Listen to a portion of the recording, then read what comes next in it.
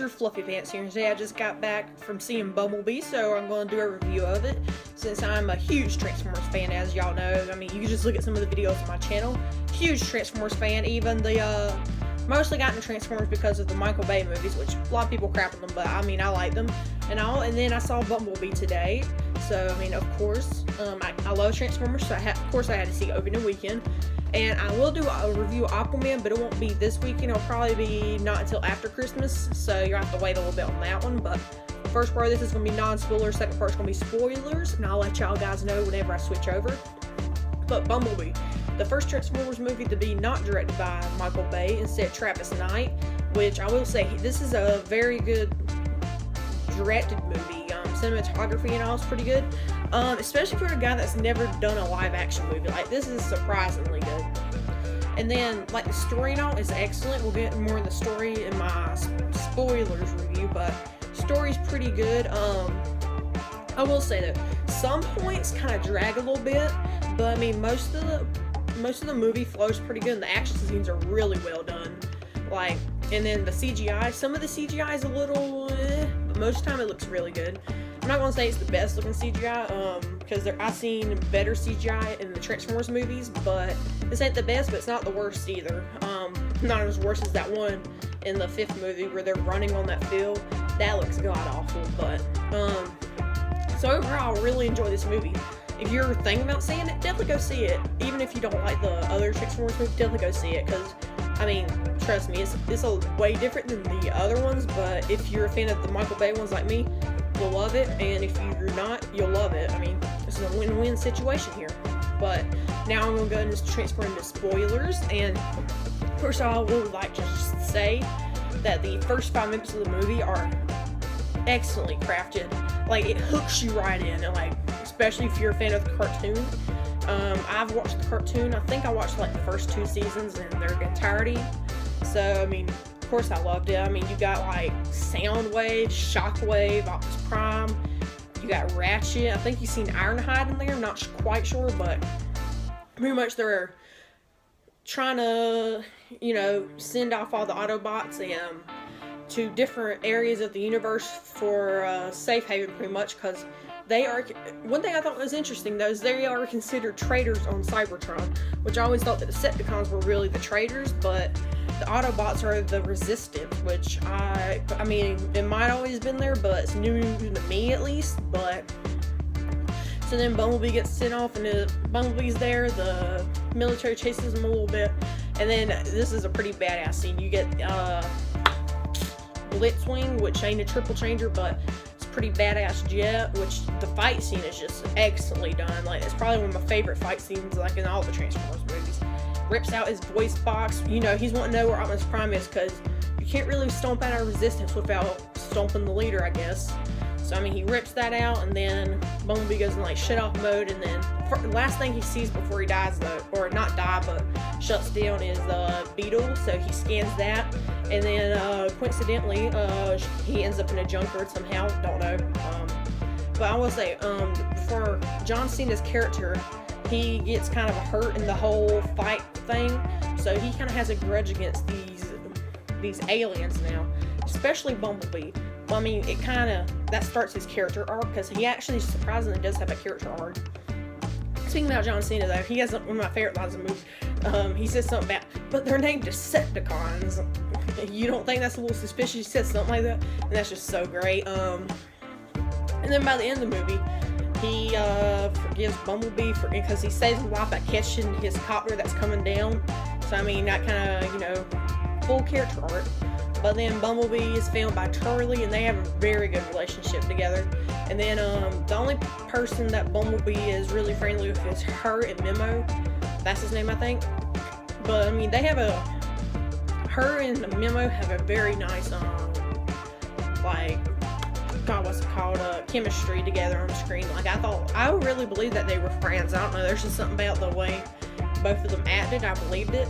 And Bumblebee, you know, there's a very great chase scene with the police and all through a tunnel. It's great, and during the whole time it's playing the 180 song 55 or something like that.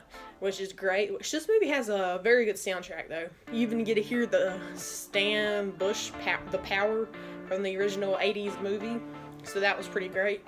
The one scene I had problem with the CGI, though, is whenever Bumblebee and Charlie are on the beach. I don't know, something about the lighting and all, I just didn't buy it, but all the other CGI, though, is really great. And then, of course, you got my two favorite Decepticons of all time now, which is Shatter and Dropkick. They are just so awesome. I mean, they're both great. And the first scene you see them in, though, they literally slice Cliff Jumper from head in half, just lockdown style, like Optimus Prime did the lockdown in the fourth movie. Poor Cliff Jumper, but then they get a signal to go to Earth, and, you know, they ask the human government for help, and they say, yeah, we'll leave once we get B-127, so they're like, oh, yeah. And I will say, the two vehicles for Shatter and Dropkick are badass. The red and the blue car, badass. Like, those, I just love looking at those.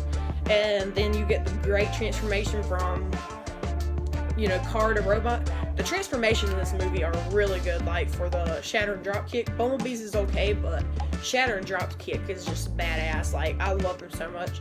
Then later in the movie, they scan, like, the jet and, like, the helicopter, and those triple changers are pretty badass. I mean, they're just badass altogether. I said badass way too much. But, you get some pretty good fight scenes. Bumblebee, Memo, and Charlie get, like, encased with the army, like, they get surrounded, so then Bumblebee just takes off with Charlie, and you get this really badass scene where the two Decepticons are flying in, they transform the cars, they transform the robot mode, and then they, pretty much, Bumblebee doesn't even do anything, he just sits there and gets kicked, which, I mean, that scene I really do love. And then Bumblebee is taken where, so that Shatter and Dropkick can interrogate him where Optimus Prime is, and that just reminded me of a thing, but like earlier in the movie when they're trying to find Bumblebee, it's pretty much implied that they invented the internet, which I thought was pretty interesting, but, I mean, they interrogate Bumblebee, and then little hologram message pops up, so then they're like, he's coming to Earth, so then they pretty much think they killed Bumblebee and all, and they go to, like, a tower so they can emit a message to all Decepticons to come to Earth for an invasion. And then the government realizes that they're going to turn on them, which they should have, you know, listened to the name. They're going to kill everyone on the planet, you know, and then, you know, so they can, you know, they're going to kill everybody, wipe the planet clean, so they can kill all the Autobots, I guess. Which, I mean, it's kind of a little weird. It's not the best plan, but, I mean, hey. So they go to, like, a cell tower, and they try to transmit the message, and then Bumblebee somehow comes back to life because she, like, electrocutes him. And then, you know, you have a little skirmish with the government and all, and then they eventually end up in, like, this harbor, I guess. And you get a pretty badass fight scene between Bumblebee and Dropkick, and I love the way they kill him. Like, they got this Bumblebee grabs his chain and throws it at his helicopter propeller, and then it gets, like, all wrapped up, so he transforms, and the chain gets, like, wrapped around him as he's transforming, so it kind of, like, gets stuck in him. So Bumblebee just pulls the chain and literally, like, dismembers him. It's pretty awesome.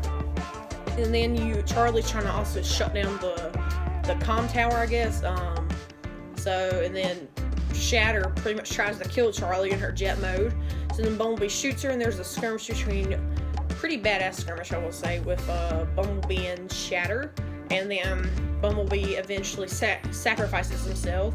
So he, like, busts, like, a dam, and they get flooded. Shatter, like, blows up, and Bumblebee's at the bottom of the water.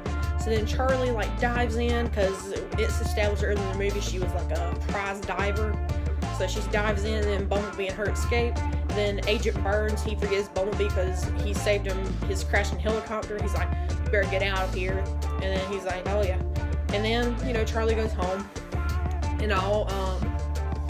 So then pretty much Bumblebee, he knows he can't stay, and Charlie knows that too.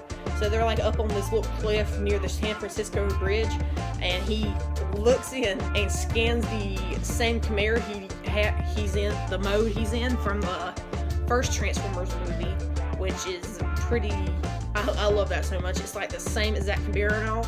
And then she's like, you could turn a mirror this whole time you were a beetle. And then you also see him and Optimus Prime G1 truck trailer and all driving on the San Francisco Bridge, which is awesome. And then you see them in the forest, and he's like, good job, B-127. Call me Bumblebee. Something like that. I mean, Optimus Prime, I love him in this movie so much, but that's really my thoughts on the movie. It's probably my favorite one since the first one. It might be my favorite one. I don't know. I'll probably do a ranking and all, but anyway, guys, let me know what you guys think of this movie down below. Did you like it as much as I did? Because I absolutely love this movie. I adore it so much. And I think Shatter and Dropkick are the best villains ever. Not ever, but in the Transformers movies, ever. But, check me out on Twitter at FluffyPantsReb. Like and subscribe for more. Check out some other videos, and I'll see you guys later. Bye!